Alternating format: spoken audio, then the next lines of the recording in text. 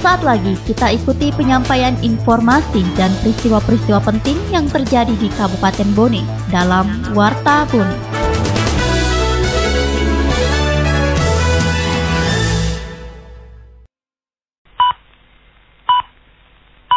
Presiden Indonesia Joko Widodo kembali menyerahkan bantuan sapi kurban untuk wilayah Sulawesi Selatan di Hari Raya Idul Adha 1440 Hijriah tahun ini untuk masyarakat Bone. Sapi yang dibeli Presiden Indonesia ini seberat 1,25 ton jenis limosin dengan harga jual 95 juta rupiah. Hal ini diungkapkan Kepala Dinas Peternakan dan Kesehatan Hewan Kabupaten Bone, Andi Musafir, saat dalam sambutan pelepasan petugas pengawas kurban di Rumah Jabatan kemarin. Dikatakan bantuan sapi kurban dari Presiden Indonesia Joko Widodo ini sudah kedua kalinya dibeli di daerah Kabupaten Bone. Namun bantuan tahun lalu sapi limosin berasal dari Bone diberikan untuk masyarakat Kabupaten Selayar dan Kepulauan, sedangkan tahun ini diberikan untuk masyarakat Bone. Dijelaskan sapi yang dibeli orang nomor 1 Indonesia sebelumnya dilakukan seleksi sapi sejenis di beberapa daerah di Sulsel. Namun hasil seleksi sapi limosin asal Kabupaten Bone yang terpilih sebagai bantuan hewan kurban dari Presiden Indonesia di Hari Raya Idul Adha tahun ini. Pada Bapak pimpinan bahwa kemarin sore telah ditandatangani kontrak akta jual beli ternak sapi kurban Presiden Republik Indonesia di Desa Martampai, Kecamatan Ponre. Kita patut berbangga. Kita patut berbangga bahwa tahun ini kembali Kabupaten Bone dipercaya menjadi sapi kurban Presiden RI setelah tahun lalu berhasil mendapatkan kepercayaan yang sama. Dan luar biasanya lagi, kalau tahun lalu sapi kurban Kabupaten Bone berasal dari Kabupaten Bone, tapi diperuntukkan masyarakat Selayar, tapi untuk tahun ini Alhamdulillah diperuntukkan di Kabupaten Bone sendiri. Ini satu kebanggaan bagi kita, masyarakat Bone, dan rumpun keluarga besar peternakan di Kabupaten Bone.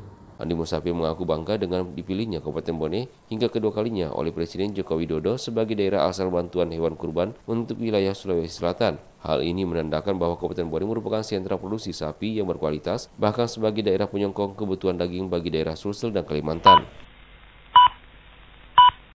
Untuk menciptakan lingkungan yang bersih dan sehat, Kepala Dinas Lingkungan Hidup Bone, Dre Febrianto, mengajak masyarakat agar dapat memilah sampah kering dan sampah basah untuk dikelola hingga bernilai ekonomi. Seperti sampah plastik, botol air mineral dapat dijadikan sebagai bahan kerajinan tangan, sementara sampah basah dapat dikelola menjadi pupuk kompos, sehingga dapat memanfaatkan sampah khususnya sampah rumah tangga. Menurut Dre, dengan diterapkan cara tersebut dapat mengurangi sampah untuk sampai ke tempat pembuangan akhir. Di samping itu juga, diakui Dre bahwa keterbatasan alat armada yang digunakan hanya mampu mengangkat sampah 80 ton per hari, sementara sampah rumah tangga di Kabupaten Bone mencapai 90 ton per hari di luar sampah pasar dan pelaku ekonomi lainnya. 150.000 jiwa di Kabupaten Bone ini sampahnya dari sampah rumah tangga itu 80 sampai 90 ton per hari. Di luar dari kegiatan ekonomi pasar dan lain-lain. Kemampuan armada kita, kemampuan pelayanan kita hanya mampu mengangkut 80 ton per hari. Jadi ada sisa sampah. Dan kita coba memulai dengan mencoba